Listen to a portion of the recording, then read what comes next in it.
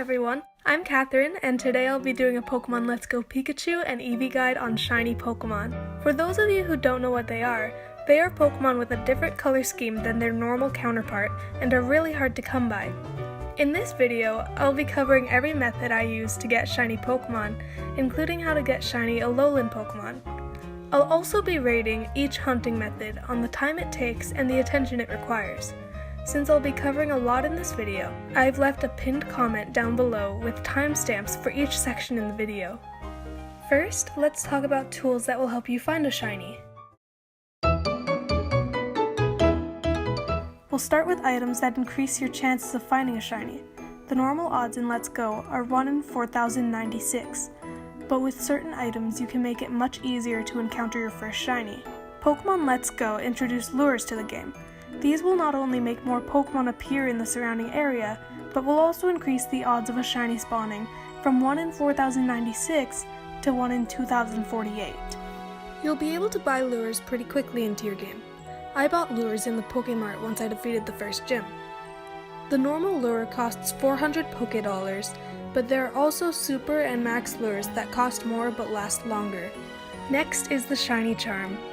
In Let's Go, you have to catch every Pokemon in the game to get this item.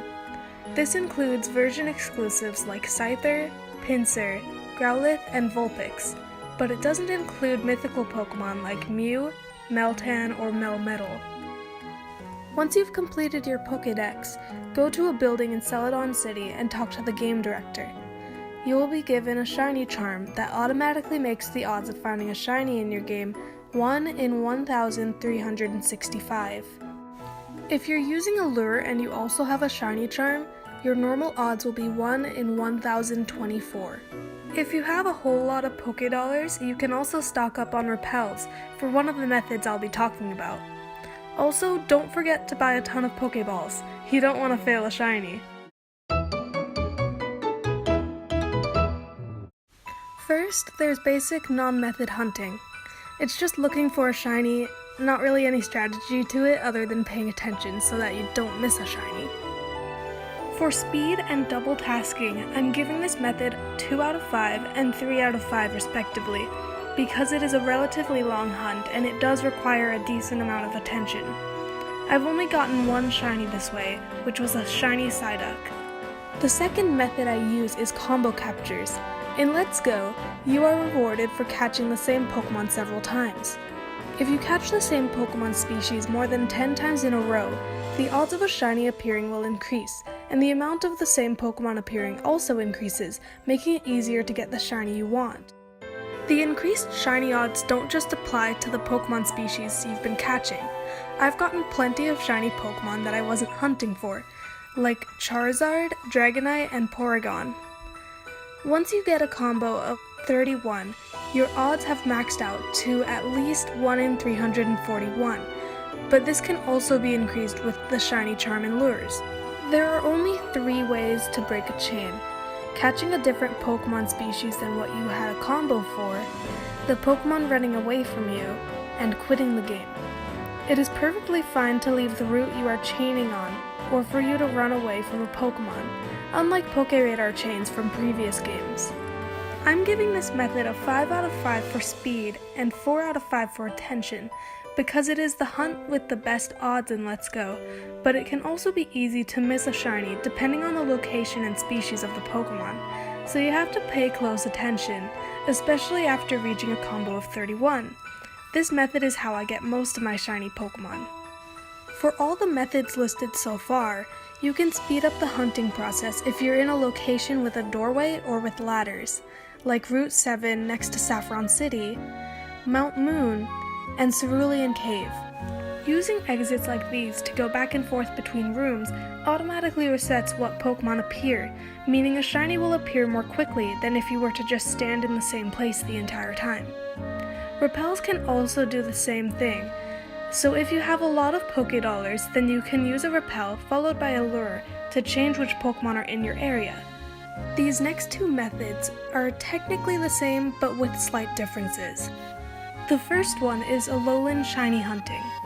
If you want an adorable shiny Alolan Vulpix like I wanted, or an Alolan Sandshrew, Meowth, and many others, You'll need at least one of the normal or Cantonian form of the Pokemon you're hunting for, but it's best to get as many as possible. For example, I caught 200 Vulpix to do my Alolan Vulpix hunt. You'll then need to go to the trainer who will trade the Alolan form of your goal Pokemon for your Cantonian one. The Alolan form trainers can be found at the following places: Rattata in Cerulean City, Geodude in Vermilion City, Diglett in Lavender Town, Sandshrew or Vulpix in Celadon City, Raichu in Saffron City, Marowak in Fuchsia City, Grimer or Meowth on Cinnabar Island, and Exeggutor at the Indigo Plateau. Find the trainer in that town's Pokemon Center and save the game.